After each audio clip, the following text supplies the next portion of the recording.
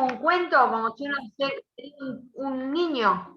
Exacto, pero antes vamos a ver 3 cuentos en el que comparten esta característica en que la focalización está puesta en personajes niños, que son los 3 que puse Sí, ahí los tengo, en la viste que a clase. mí me gusta tener en papel, ya los Sí, imprimí, los tengo acá adelante. por eso lo mandé con anticipación. Bueno, Sí.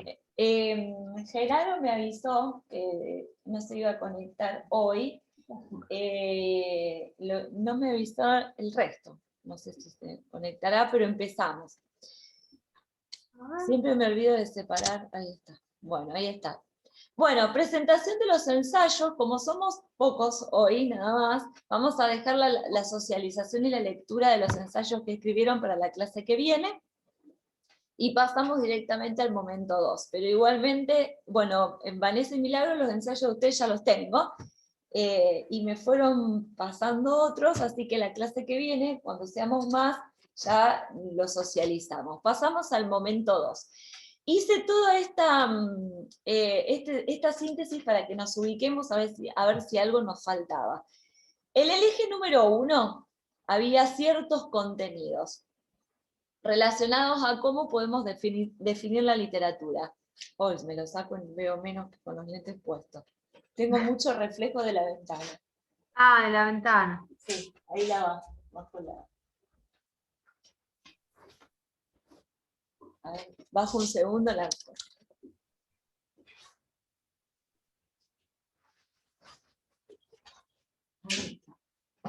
Ahí está, ahora sí. Bien, perdón, acá está la revisión de los trabajos que yo les pedí. El trabajo número 1 era un acercamiento personal a la noción de literatura. ¿Cómo definían ustedes literatura? ¿Cómo definían teoría literaria? ¿Y qué era para ustedes un objeto de estudio? El trabajo número 2 que tenían que entregarme era la infografía sobre la síntesis o el resumen de la introducción de Terry Eagleton de teoría literaria. Acá puse la comilla y no va. Ahí está. El trabajo número 3, la lectura del artículo sobre el desafío de la creación de Juan Rulfo y el cuento de literatura de Julio Torri, que eran 2 escritores mexicanos, y tenían que comparar, porque los 2 hablaban de literatura, cuáles eran las diferencias y las similitudes, y realizar algunas, ahí está Viviana, realizar algunas actividades en torno a la lectura del artículo de Rulfo, hola Vivi, y del cuento de Torri. Esperamos que se termine de conectar.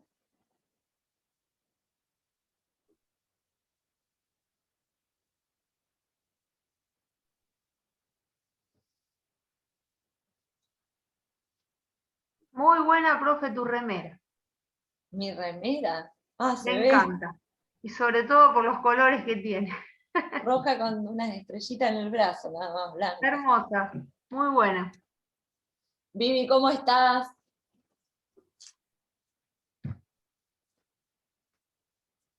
Se está conectando.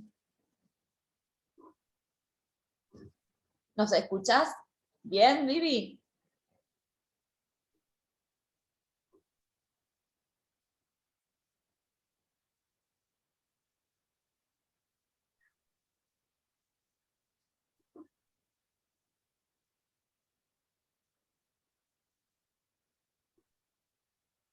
A ver. Vivi, hola, ¿nos escuchás bien? ¿Me escuchás bien? Ahora sí. Ahí está. Ahora sí. Bien. Ando con problemas de Wi-Fi, perdón. Oh, no hay problema. Recién empezamos. Sí. Estábamos haciendo la revisión de los trabajos que yo les fui pidiendo para que ustedes se ordenen por si a alguno les faltaba. Decíamos, el trabajo número 1 era una apreciación personal sobre noción de literatura, teoría literaria y objeto de estudio. El trabajo número 2 era una infografía sobre las nociones más importantes de la introducción a la teoría literaria de Terry Eagleton.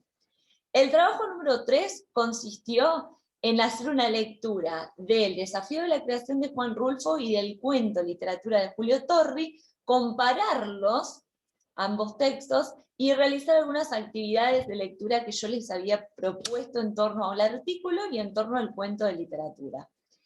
El número 4 era el ensayo, en el que las 3 que están acá conectadas ya me mandaron los ensayos sobre la noción de literatura. Y el trabajo número 5 es el que está en esta clase que al final se los explico. Así que estos son los 4 trabajos que yo fui recibiendo y evaluando, y este es el que vamos a presentar hoy, que consiste, para los que ya se adelantaron, en la escritura de un texto ficcional. Narrar ficciones, para ser más específica. Tiene que ver con esto. Los textos que ya leímos. Terry Eggleton, que es literatura, en Introducción a la Teoría Literaria. El Desafío de la Creación de Rulfo. El arte como artificio de Slovinsky, o como se pronuncia. Julio Torri, que es un cuento de literatura de Julio Torri, y los capítulos 1, 2 y 3 de Whelan y Warren. Estos son los textos que ya trabajamos. Estos son los textos que todavía nos faltan trabajar. La Introducción a la Poética de Aristóteles, El arte de la ficción, de David Lodge, que ya me los pasó, capítulo 9 y 10, ya me lo pasó Genaro y lo estoy subiendo al Drive cuando terminemos la clase, me lo facilitó a él. El origen de los géneros de Todorov, que está en el Drive, y los capítulos 4 y 5 de Whelan y Warren, que los vamos el 4 por lo menos lo vamos a leer hoy, porque tiene que ver con el tema que me interesa agregar al eje número 1. Los temas que ya trabajamos. Problema en torno a la definición de literatura y las distintas perspectivas para conceptualizarlo, que es lo que ustedes desarrollaron en el ensayo. Naturaleza y función de la literatura, que está en el cuadro de la clase anterior sintetizado. Literatura y estudios literarios, que está sintetizado en el cuadro de la clase anterior. Ficción y lenguaje, lectura y verosimilitud y pacto de lectura, que está en ese texto interactivo que yo les pasé, sobre ¿hablamos de literatura? Bueno, ahí están estas nociones, ficción y lenguaje, verosimilitud y pactos de lectura. Esto es lo que ya fuimos trabajando. ¿Qué nos queda? ¿Qué tenemos todavía pendiente de trabajar? Literatura y realidad, mímesis y representación, que lo vamos a ver cuando leamos Aristóteles. Literatura y creación, que está en el material de David Lodge. Y nos queda de abordar géneros discursivos, que está en el material de Todorov. Estos son los 3 puntos. Y hay uno que yo les agrego, que es los estudios literarios y sus disciplinas. Teoría, crítica, análisis literario e historia literaria. Esas 4 disciplinas que conforman los estudios literarios, para los cuales armé la clase que les mandé hoy. Hasta ¿Eso acá. es que habla en el video? Sí, el video también habla de eso. Hasta acá, ¿alguna duda? Esta clase, esto que está acá, les sirve que guárdensela, porque así ustedes pueden ir tildando en esta clase cuáles son los textos que ya leímos, los temas que ya trabajamos, los trabajos que tienen que tener entregados o hechos, por si se perdieron en alguno, para poder revisar, y qué nos falta trabajar para saber por dónde vamos. Ahora vamos a trabajar esto. Justamente, este tema, esta clase número 8 es para trabajar este tema agregado. Los estudios literarios y sus disciplinas. Es lo que vamos a ver hoy. Porque es muy importante, a la hora de posicionarse como docente o profesor de lengua y literatura, estoy prácticamente haciendo didáctica de la literatura en esta materia. Pero está bueno que ustedes vean a la teoría literaria, este seminario, realmente cómo se proyecta para todas las asignaturas, para todas las áreas de literatura, para la parte de didáctica de la lengua, didáctica de la literatura. Porque cuando me posicione como profesor, dentro de, por ejemplo, un 5º año, cuando ya se empieza a enseñar lengua y literatura, es importante ver que nosotros lo que hacemos en el aula es un poco de teoría, un poco de crítica, un poco de análisis y un poco de historia de la literatura, pero que todo conforman lo que son los estudios literarios y sus disciplinas. Y para poder hacer ese poco de teoría, ese poco de crítica, ese poco de análisis y ese poco de historia, tengo que manejar todos los estudios literarios. Y lo que se ve en este seminario son estos estudios literarios. Aparte, ¿escucharon alguna vez hablar de los diseños curriculares provinciales o nacionales? Sí. Bueno, los diseños curriculares o los famosos NAP son los que bajan los contenidos y los ejes problemáticos que se tienen que abordar en cada una de las disciplinas. Y si ustedes observan lengua y literatura desde primero hasta sexto año del secundario, que es el nivel para el cual ustedes están estudiando para ejercer como docentes y como profesionales, por ejemplo, la literatura en el ámbito de lo social, y te pone como eje de contenido, y te pone como contenido escritura de reseñas literarias, lectura de textos críticos. Entonces, ¿qué es lo que se pide? Que el docente trabaje en el aula la escritura de una reseña. ¿Qué es una reseña? Es análisis literario. Perdón, es crítica literaria. ¿Cómo haces que un alumno haga crítica literaria? Le tenés que enseñar análisis, si no, no puede hacer crítica literaria. Entonces, definitivamente es importante manejar la diferencia entre teoría, crítica, análisis e historia para poder pararse como profesores enfrente de un aula y dividir y poder planificar la clase o hacer la planificación anual de literatura.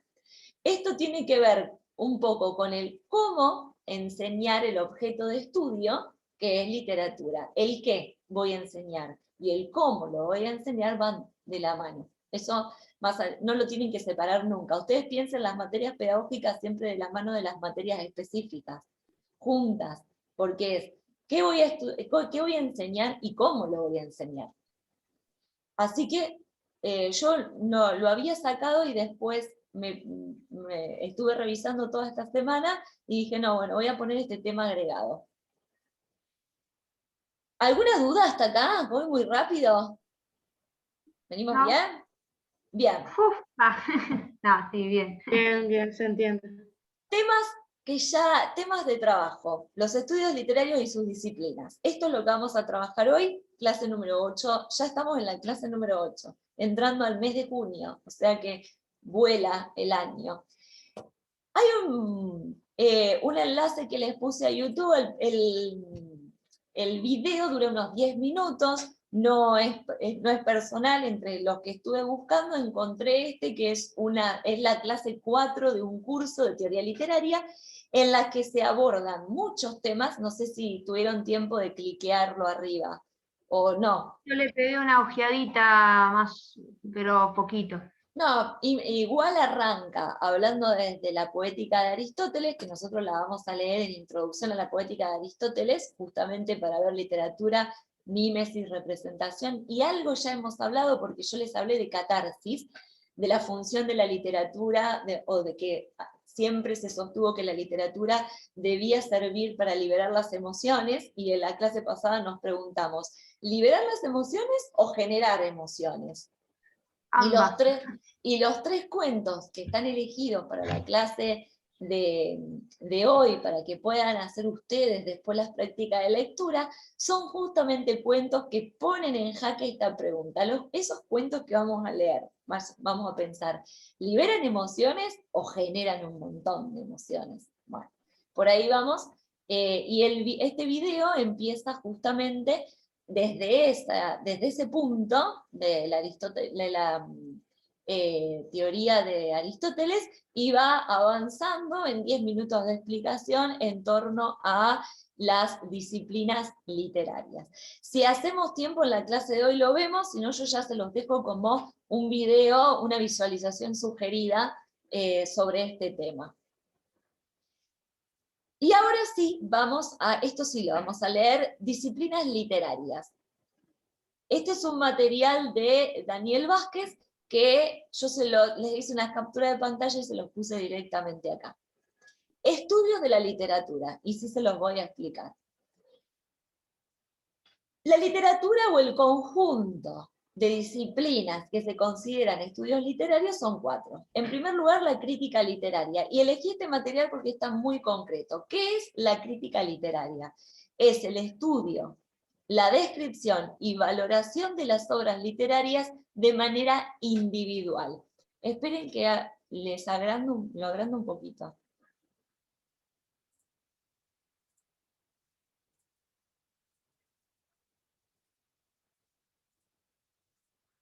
Ahí está, un poquito más grande. Estudio. ¿Qué quiere decir? Que yo tengo que tomar una obra en particular, una que elija, sacarla del contexto de producción, del contexto de recepción, del movimiento al cual pertenece, del contexto histórico al cual pertenece, y observarla individualmente. ¿Se acuerdan que la clase pasada, Wallen y Warren, en el capítulo 3 que leíamos, decían que una obra se considera en lo particular, pero también en lo general? Es decir, las particularidades que la hacen importante dentro del movimiento general al que esa obra pertenece. ¿Qué características comparte con otras obras del mismo movimiento, por lo cual conforman un movimiento? Pero ¿qué la hace tan especial? ¿Qué hace que Shakespeare sea Shakespeare? Bien, ¿qué particularidades tiene la obra de Shakespeare que dentro del conjunto de las obras de la literatura inglesa victoriana sea tan importante? Pero a su vez forma parte de un movimiento que la hace general. Entonces, una obra es individual y particular, pero general a la vez. ¿Se acuerdan de ese planteo? Bien. La crítica literaria toma una obra de manera particular. Es lo mismo que hace la crítica de cine. La crítica de cine hay un lanzamiento de una película. El primero que va a la premiere, que es la presentación, es el crítico invitado, junto con los actores y los invitados especiales. Observa la película y hace una descripción, un estudio, en cuanto a la valoración del género al cual pertenece, ahora lo vamos a pasar a literatura, el género al cual pertenece la obra de literatura, la estudia, pertenece a este género. Dentro de este género, narrativa, lírica, drama, o algún híbrido, porque hoy hablamos de 3 géneros clásicos más los géneros construidos, algún híbrido, dentro de eso, ¿a qué subgénero? ¿Es ciencia ficción? ¿Es terror? ¿Es fantástico? ¿Es maravilloso? ¿Es realista? ¿Es, no sé, alguno que no haya dicho, de terror? Bueno, dentro de ese subgénero al que pertenece. ¿Cómo están construidas las reglas dentro de esa obra literaria? Entonces la estudia. ¿Qué forma tiene? ¿Qué estructura presenta? Estudia la obra, la describe en sus características generales de manera tal de no dar ningún dato que arruine la lectura, no contar el final, algo que es, en una reseña literaria es importantísimo, es no contar lo que no se tiene que contar, no arruinar el momento de lectura. Y hace una valoración personal de este estudio y de esta descripción que acaba de hacer. Por lo tanto, la reseña, el crítico literario que hace reseña literaria, escribe un texto argumentativo, porque va a presentar un punto de vista. Esa es la valoración de la obra literaria leída de manera individual. No leída en el conjunto, en el movimiento al cual pertenece y dentro del contexto en el cual se ha publicado, sino los valores, el valor literario que le da a la obra particular. Y es un valor de lectura totalmente subjetivo, pero fundamentado ¿en qué? En lo que sigue después, la teoría literaria. ¿Cuál es el fundamento que usa el crítico para valorar una obra? Sus conocimientos de teoría. Entonces, la crítica literaria es la que se dedica a estudiar, describir y valorar una obra de manera particular.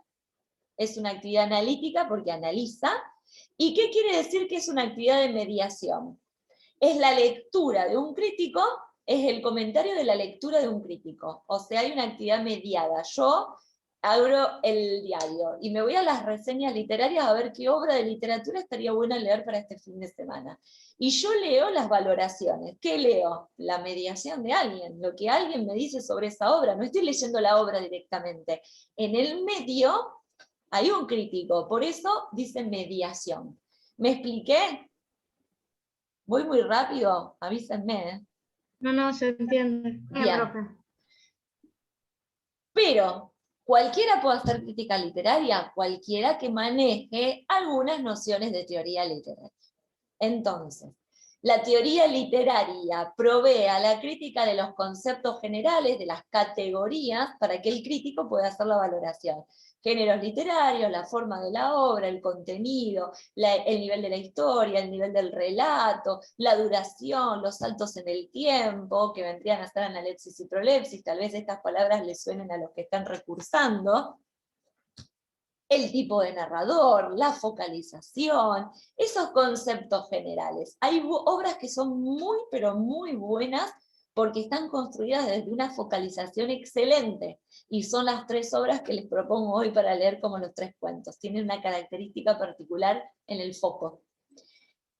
Instrumentos, y la teoría provee al crítico de instrumentos o estrategias para poder observar, para poder evaluar la métrica, si estamos hablando de poesía, la métrica, la rima, las figuras retóricas que la componen, el yo poético. Si estamos hablando de narrativa, todo lo que es teoría narratológica, es decir, todo lo que tenga que ver con la construcción de la historia y la construcción del relato. Cuando nosotros, en teoría literaria, y este es un seminario de análisis y teoría literaria, o sea que nuestro foco está puesto acá, en poder proveernos de herramientas para hacer crítica literaria y para hacer historia de la literatura. Cuando nosotros tenemos estas herramientas, podemos hacer crítica literaria. La otra disciplina que conforma el ámbito de los estudios literarios es la historia de la literatura, y esto es lo que se enseña en literatura en el nivel superior y también en el secundario. Se contextualiza, y acá vamos a la generalidad. El crítico toma la obra en particular, pero la historia de la literatura toma la obra dentro del contexto histórico en el cual se produce y el movimiento literario al cual pertenece. Historia de la literatura, exposición diacrónica de la inserción de una obra en la cadena temporal, es decir, en la línea histórica. ¿Y cuál es su relación? Por eso dice dialéctica social contemporánea. ¿Cuál es el diálogo que la obra establece con el contexto social en el cual se produce y el movimiento literario al cual pertenece? El texto no es inmanente, sino es un acontecimiento relacionado e interactivo. El texto no es que cayó del cielo en un lugar, no. Se produce porque hay un contexto histórico que permite la producción y la publicación de ese texto. Y esa misma obra dialoga con otras obras de su mismo movimiento porque comparten características. Las obras del romanticismo comparten ciertas características, las obras del modernismo comparten ciertas características que la hacen modernistas, que la hacen romanticistas, o hay obras que comparten características que la hacen vanguardia. Entonces, ubicamos a las obras según características que comparten en común. Eso tiene que ver con la conformación de un género. Yo había buscado ahí porque no entendía no sabía lo que significaba inmanente. Lo busqué y dice como interno a un ser. Entonces había interpretado que el texto no era algo que no sé, como extraíble del contexto de producción, que es parte de ese momento histórico particular. Ahí está, más fácil así. Uh-huh. Es parte del contexto histórico particular en el cual se produce. Ahí está. El texto una obra literaria no se encierra en sí misma. Una obra literaria, y hay muchos autores como Eliot que dicen es una reescritura de otros textos. Lo que quiere decir que dialoga con textos anteriores. Porque en algún momento, para ser un buen escritor hay que ser un buen lector. ¿Y qué hace un escritor a la larga? Termina reproduciendo o recreando estructuras que ha leído y que tiene en su inconsciente. Por eso una obra no es inmanente, sino que es un acontecimiento que dialoga, se relaciona con otras obras del contexto y el movimiento al cual pertenece. E inclusive va a aparecer reescrita, tal vez durante muchos años y hasta siglos después. Hay un hecho que a mí me gusta mucho trabajar, que es qué es lo que hace que una obra, que el Matadero, por ejemplo, porque en el secundario lo trabajamos en literatura argentina, sea tan contemporáneo o sea una obra tan permanente en el tiempo. La reescritura del hecho de violencia, y solemos trabajar como la teoría de Piglia de que el nacimiento de la narrativa argentina tiene un doble origen, y ese doble origen es el mismo acontecimiento contado desde dos perspectivas diferentes. El Facundo con su final triunfal porque se exilia, y el Matadero con esa visión alucinada, dice Ricardo Piglia, de un unitario que se va a meter a la boca del lobo. Y el hecho fundante de la narrativa argentina es la violencia. Y lo que se reescribe durante muchos siglos, hasta Borges, dice Piglia, es el hecho violento. Entonces tratamos de observar en obras literarias que le siguen en el tiempo cómo se reescribe el hecho de violencia. Cómo esa violación que aparece en este texto fundante, según este autor, va apareciendo nuevamente, violación en el lenguaje, violación física, en otras obras, cuentos y novelas de la literatura argentina del siglo XX y hasta del siglo XXI. Eso quiere decir que una obra dialoga o se relaciona interactivamente con otras obras y que siempre hay una reescritura del pasado. Pero lo que se reescribe, y esto es muy interesante, a los chicos les gustó este año, no lo había planteado nunca, lo planteé así, les gustó el recorrido, observar cómo se reescribe el hecho de violencia o la violencia en la literatura argentina. Y ahí trabajamos el contexto de producción, que es lo que hace la historia de la literatura, y la reescritura de una tradición, que es lo que plantea Borges con la tradición para el escritor argentino. Es la visión de la literatura predominante del siglo XVIII al siglo XX, la de la historia de la literatura, y es lo que conforma después un canon literario. El canon literario es esa lista o catálogo de obras que una institución, como las universidades o la crítica literaria, establecen como las obras que no se pueden sacar de la lista, las obras más importantes, forman un canon.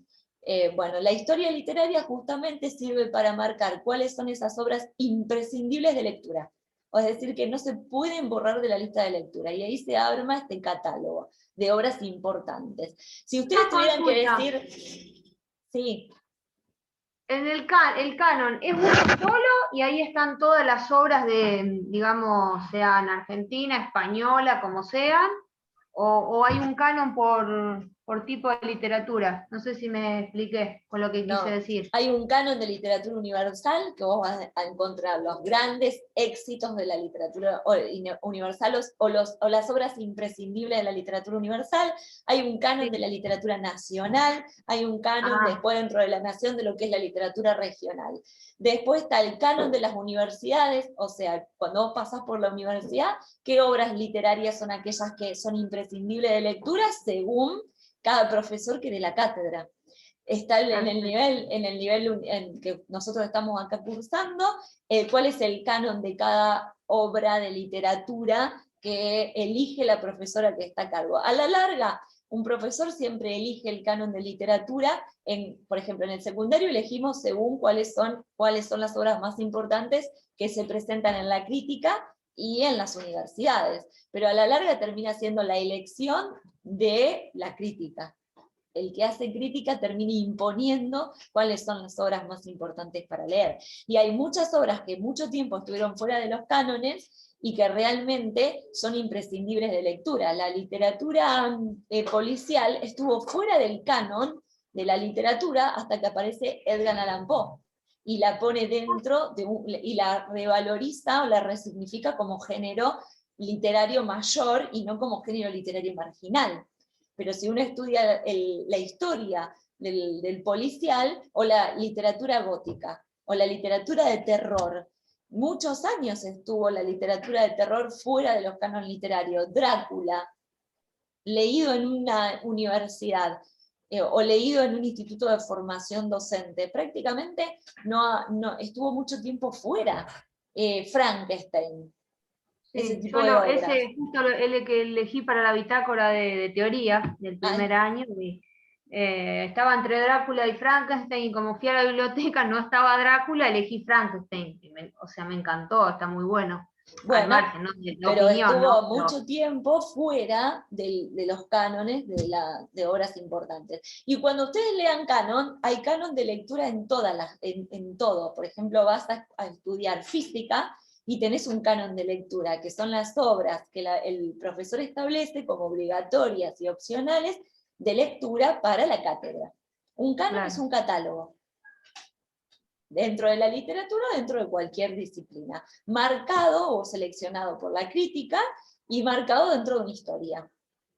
Y la historia de la literatura incluye también la visión del desarrollo de la literatura, la visión del desarrollo de la literatura también cambia, por lo que hay que estudiar no solo el contexto de producción, sino el contexto de recepción, porque no se lee de la misma manera una obra, por ejemplo, del siglo XIX, no se lee de la misma manera ahora que en el siglo XIX cuando fue publicada.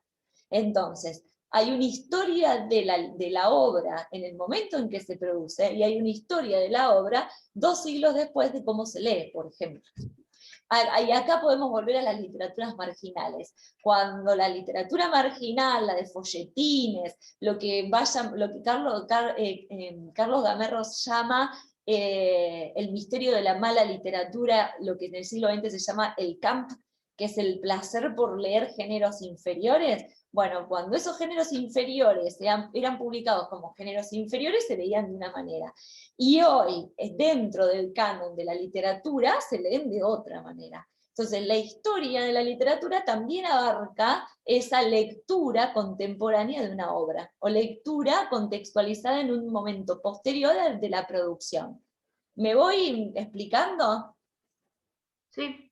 ¿Sí? Bien. Sí. Retomando entonces, los estudios literarios incluyen la crítica literaria, que es el estudio, la descripción y la valoración de una obra particular.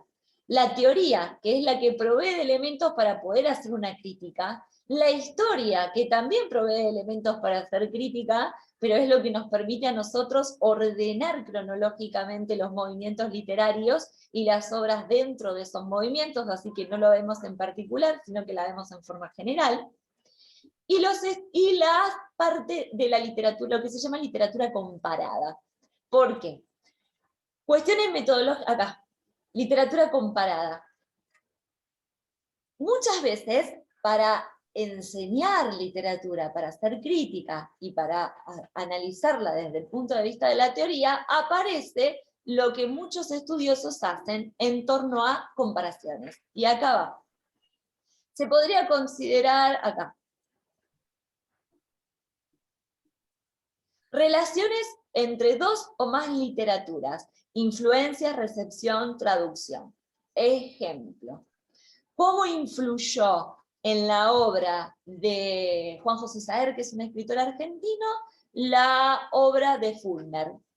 Por ejemplo, Juan José Saer reescribe o reproduce las descripciones en la narrativa o las pausas en el tiempo, en la duración de un relato, de la misma manera que lo hacía Fulner, que es otro escritor. Entonces, Fulner es un escritor que influye en Juan José Saer. Esas influencias las estudia y las observa la literatura comparada. Compara cómo aparece en un autor particular, cómo aparecen rasgos de otros autores particulares. ¿Me explico? Sí, para que no. Sí. Y sería como va, no, o sea, no sé si sería para ver si hay plagio, que hay copia. Se utiliza para ver si hay plagio, pero sobre todo se utiliza para ver cómo un escritor, o cuáles son las influencias de un escritor en otros escritores. En otro. Exacto. ¿Por qué? Porque la importancia de un escritor radica en a cuántos otros escritores influencia.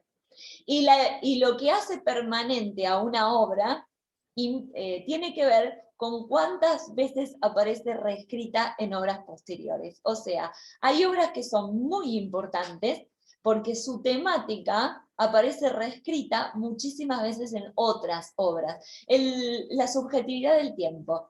La subjetividad del tiempo es propio de la literatura del siglo XX y de la literatura del siglo XXI, y es una reescritura constante En busca del tiempo perdido de Proust. Por ejemplo, entonces, no va a ser una obra siempre vigente, porque aparece reescrita esa temática en muchísimas otras obras, y es una influencia para muchísimos otros escritores. Hay un problema en la literatura argentina a partir de 1950, de la segunda mitad del siglo XX. ¿Cómo ser un escritor argentino sin ser Borges? Borges implica una presencia tan grande dentro del campo de la literatura argentina que cualquier escritor posterior a Borges siempre aparece reescribiendo a Borges. Entonces, ¿cuál es el problema? Que termina siendo copia de Borges.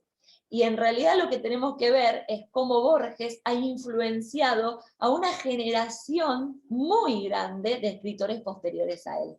Lo que estudia la literatura, lo que observa la literatura comparada, o la actividad comparatista, es cómo aparecen esas influencias en otras obras y en otros escritores. Tal vez no pueda parecer interesante, pero hay gente que le apasiona observar o leer las obras para ver cuáles son las influencias que hicieron que ese escritor sea tan grande. A ver, ¿a quién está reescribiendo este escritor en esta obra tan importante? Y se dedican a hacer ese estudio. Es una actividad comparatista. Justamente, es eso. Buscar detalles en los que aparezca algún indicio de que hay una influencia de tal forma o de tal autor en esta obra y en este autor. ¿Me expliqué? Sí, la verdad que no se me hubiera ocurrido en la vida que, o sea, como que más, digamos, se repite algo en las otras obras de alguien, la hace más importante. No sé si me Sí y explico. no, es algo de doble filo. Lo que hace que una obra por ahí sea